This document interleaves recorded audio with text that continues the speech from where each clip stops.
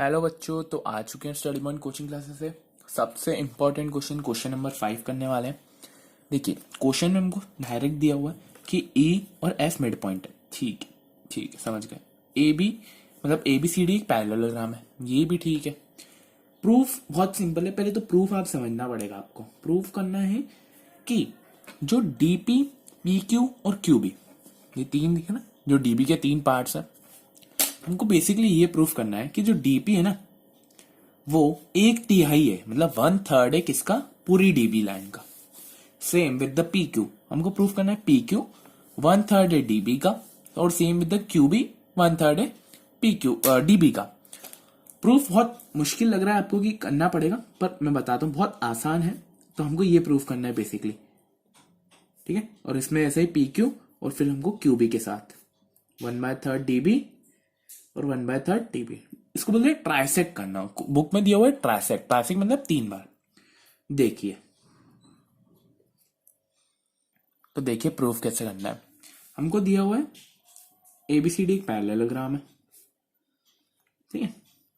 अब मेरे को आप बताना, जो ए ई है, ए ई वो हाफ ए बी है, ए बी का आधा है। सेम एफ सी है जो, वो हाफ ए बी है, ओ सॉरी हाफ डी सी है, सॉरी, ये देखना। और हमको पता है जब पैरेललोग्राम होता है तो उसकी अपोजिट साइड इक्वल होती है, तो ये दोनों आपस में गिर जाएंगे। क्यों? क्योंकि ए बी और डी सी दोनों इक्वल है। कट गया? तो हमारा A E is equals to F C आया। और हम ये भी जानते हैं कि जब A B C D parallelogram है तो उसकी अपोजिट साइड इक्वल के साथ साथ पैरेलल भी होगी। तो मैं ऐसे लिख सकता हूँ A B is parallel to C F, C D, sorry C D, पूरी लाइन पैरेलल है, ठीक है। अब पैरेलल होने के बाद ए बी का अंश जो ए ही है वो भी पैरेलल होगा, और सेम सी डी का अंश एफ सी वो भी पैरेलल होगा जो उसके पार्ट है। जब ये दो कंडीशन सेटिस्फाई हो गई, अपोजिट साइड इक्वल है, तो हमको पता चलेगा ए ई सी एफ एक पैरेललोग्राम बन गया। सिंपल, ठीक है। यहां तक तो कोई डाउट नहीं, ये एक पैरेललोग्राम बन गया, अंदर वाला फिगर यहां तक ठीक है। अब देखना, पैरेललोग्राम की अपोजिट साइड होती है इक्वल, ये भी आपको बखूबी पता है। तो मैं ऐसा लिख सकता हूं कि जो ए एफ है वो पैरेलल है सीई के, ए एफ पूरी की पूरी, और ए एफ का जो अंश है, मतलब ए एफ के दो अंश है, एक एफ पी है और एक ए पी है। पहले तो मैं ये लिख देता हूं, फिर आपको बताऊंगा। A F is equals to C Q, दो चीजें। अब देखना आप, इन ट्राइंगल, ध्यान से सुनना बच्चों, in triangle D C Q, D C Q ये वाला ट्राइंगल दिया है, ध्यान रखना, डी सी क्यू। हमको बोला था एफ मिड पॉइंट है, F is mid of D C, ठीक है। और हमको ये भी पता है कि एफ पी किसके पैरेलल है, सी क्यू के। क्यों? ध्यान से सुनिए, ये वाली लाइन बहुत इंपॉर्टेंट है। जब ए एफ और सीई पैरेलल है, जब ए एफ और सीई पैरेलल है, ठीक है, तो उसके अंश भी पैरेलल होंगे, मतलब एफ पी और सी क्यू ये दोनों पैरेलल होंगे, इसलिए मैंने ये लिखा F P parallel to C Q. और अभी हमने पिछले ही क्वेश्चन में देखा कि इसका उल्टा कन्वर्स, कि जब एक मिड पॉइंट है और पैरेलल भी है, तो हमारा दूसरा मतलब पी किसका मिड पॉइंट हो जाएगा, पी इज मिड ऑफ, सोचिए सोचिए, डी क्यू का, ठीक है। पी मिड पॉइंट बन गया डी क्यू क्या, तो हैंस जब कोई भी चीज मिड पॉइंट होती है तो मैं ऐसा लिख सकता हूँ डीपी और पी क्यू इक्वल है, ठीक है। ये समझ गए आप? यहां तक, यहां तक तो कोई डाउट नहीं है। सेम आगे भी ऐसे ही करना है। अब मैं एक और ट्राइंगल ले रहा हूं, in triangle ABP, in triangle ABP, ठीक। हमको दिया हुआ था ई मिड पॉइंट है ए बी का, ठीक है भैया, मान लिया दिया हुआ है। अब एपी ई क्यू के पैरेलल होगी, वही सेम रीजन कि पूरा लाइन इक्वल है तो उसका अंश भी इक्वल होगा, तो एपी ई क्यू के पैरेलल है, सॉरी पैरेलल। वही सेम कंडीशन लगाएंगे तो हमको पता चलेगा कि जब अपोजिट मिड पॉइंट थ्योरम का कन्वर्स लगाएंगे तो हमको पता चलेगा जो क्यू है अब वो मिड पॉइंट बन चुका है, Q is mid of PB, sorry PB, ठीक है, पीबी बन चुका। तो इससे हैंस पता चलेगा कि पी क्यू और क्यू बी आपस में इक्वल। अब इसको फर्स्ट दे देना, इसको सेकंड दे देना, तो अब देखना, अब तो हो गया, क्वेश्चन ही हो गया भैया, बहुत ही आसान है। बाय फर्स्ट एंड सेकंड तीनों आपस में equal, DP is equals to P Q is equals to Q B, तीनों आपस में इक्वल। अब यहां तक तो ठीक है, अब तो यहां तक आपके मार्क्स थोड़े से कम है। अब मेन काम है, मुझे आप बताना जो डीबी है, ये पहला कर देते हैं, नाम दे देते हैं या ए दे देते हैं इसको सबसे सही। जो डीबी है वो 3 पार्ट से बनी है। DB is equal to DP plus P Q plus QB. लिख सकता हूं मैं ऐसा क्योंकि 3 से बना है। DB is equal to DP, ठीक है। पी क्यू की जगह मैं डीपी लिख सकता हूं क्योंकि दोनों इक्वल है, तो मैंने लिख दिया डीपी। सेम क्यूबी की जगह मैं डीपी लिख सकता हूं क्योंकि आपस में इक्वल है, तो DB is equal to 3 DP, ठीक है। तो डीपी हो जाएगा आपका 1/3 डीबी। देखिए यहां तक समझ में आया, बहुत आसान था। एक बार और वीडियो देखेंगे तो आराम से समझ।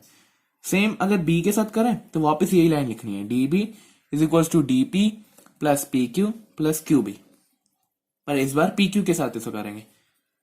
तो डीपी की जगह मैं लिख सकता हूं पी क्यू, वही सेम रीजन क्योंकि इक्वल है, फिर पी क्यू फिर पी क्यू, तो DB is equal to 3 P Q, तो P Q is equal to 1/3 dB.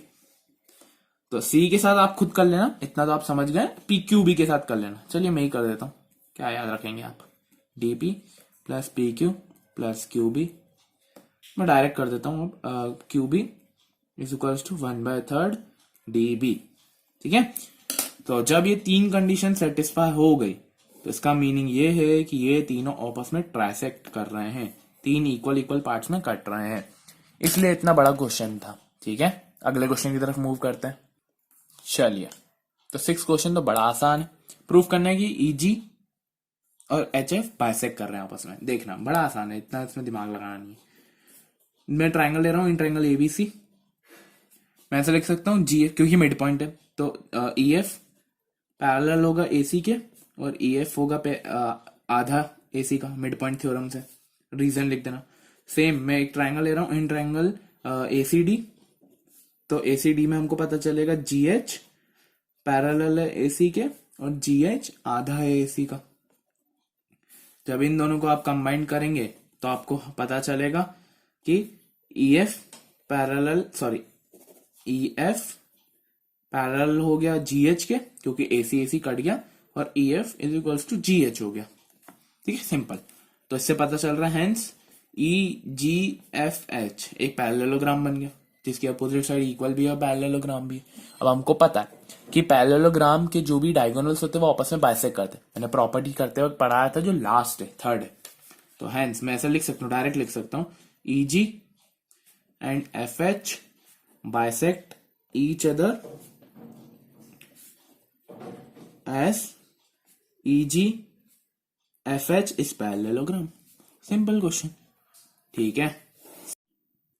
चलिए तो 7 क्वेश्चन देखते हैं, थोड़ा सा टिपिकल क्वेश्चन है, पार्ट्स दिए हुए हैं उसमें। पहला तो सबसे आसान है, हमको प्रूफ करना है कि D मिड पॉइंट है, D is mid of AC proof करना है। देखिए आसान है, ज्यादा दिमाग नहीं लगाना है। हमको दिया हुआ M मिड है, M is mid of AB मान लिया, दिया हुआ उन्होंने गिवन, और ये भी दिया हुआ है एमडी बीसी के पैरेलल है, एमडी बीसी के पैरेलल है, तो कुछ नहीं, कन्वर्स लगेंगे तो हमको पता चल जाएगा D is mid of AC. लिख देना reason converse of mid point theorem, ठीक है। दूसरा हमको प्रूफ करना है कि जो एमडी है वो परपेंडिकुलर है एसी के, ठीक है। हमको दिया हुआ है जो एल है वो पैरेलल है बीसी का, सुनना ध्यान से, गिवन, ठीक है, L is parallel to BC, और इसमें हमको पता चल रहा है एसी ट्रांसवर्सल, एसी ट्रांसवर्सल भी है। चलो भैया मैंने नंबर दिया, तो angle 1 is equals to angle C होगा, angle 1 is equals to angle C, corresponding angle जिसको हम बोलते थे लाइन साइड एंगल्स में, और हमको पता है एंगल सी 90 है, तो एंगल 1 भी क्या हो जाएगा 90, तो हेंस हमको पता चला M D is perpendicular to A C. अब देखिए थर्ड देखना बड़ा आसान है, प्रूव करना है हमको A M is equals to C M is equals to half A B. देखना कैसे करेंगे, हम 2 ट्रायंगल ले रहे हैं, in triangle A M D and triangle C M D, ये वाला ट्रायंगल और ये वाला ट्रायंगल। मैं लिखूंगा A M A D is equals to D C, sorry A D is equals to D C, क्यों, क्योंकि हमने प्रूफ किया था यहाँ पर डी मिड पॉइंट है, डी इज मिड, ठीक है। Angle 1 is equals to angle 2, दोनों 90 क्योंकि ये इससे, ठीक है। और M D is equals to M D common, तो by side angle side.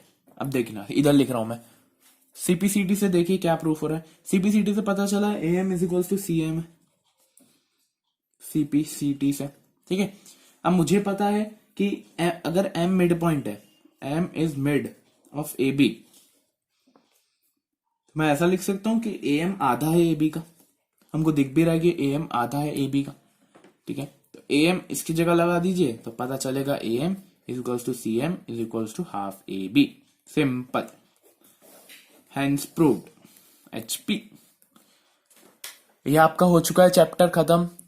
Lines and angles कर लिया, ट्रायंगल्स कर लिया और क्वाड्रिलेटरल भी कर लिया। तो 3 ज्योमेट्री के मेन बड़े बड़े चैप्टर हटा अपन ने कर चुके हैं। उससे पहले पॉलिनोमियल्स कर लिया था, सरफेस एरिया कर लिया, हेरॉन्स कर लिया, स्टैटिस्टिक कर लिया। अब बारी आने वाली है कुछ छोटे छोटे मुन्ने मुन्ने चैप्टर्स की, फिर करेंगे उसके बारे में, ठीक है। जब तक कि पढ़ते रहिए, आप अपने एग्जाम के लिए तैयारी करिए, फिर आप हमको मिले बाद में। Thank you for watching this video, और अगर आपको वीडियो अच्छी लगी हो तो please like, share, comment and subscribe to my channel. Thank you.